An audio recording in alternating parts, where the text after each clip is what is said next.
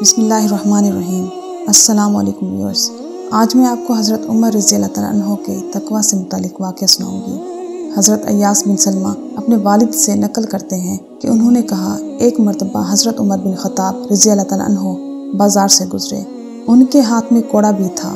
उन्होंने आहिस्ता से वो कोड़ा मुझे मारा जो मेरे कपड़े के किनारे को लग गया और फरमाया, रास्ते से हट जाओ। जब अगला साल आया तो आपकी मुलाकात मुझसे हुई।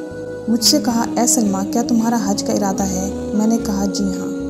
फिर हज़रत उमर रज़ियल्लाहु तआला अन्हो मेरा हाथ पकड़कर घर ले गए और मुझे 600 दरहम दिए और कहा, इन्हें अपने सफ़रे हज में काम ले आना, और ये उस हल्के से कोड़े के बदले में है जो मैंने तुमको पिछले साल मारा था।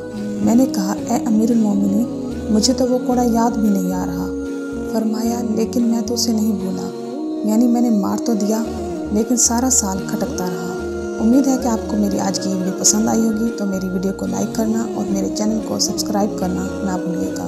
मैं इंशाल्लाह मज़ीद दिलचस्प मालूमाती और सबक आमोज़ इस्लामी वाक़यात आपके साथ शेयर करती रहूँगी। मेरी तरफ से आपको ढेर सारी दुआएं। उम्मीद है कि आप भी मुझे अपनी दुआओं में याद रखेंगे। चलती हूँ, मिलते हैं इंशाल्लाह नेक्स्ट वीडियो के साथ। अल्लाह हाफिज़।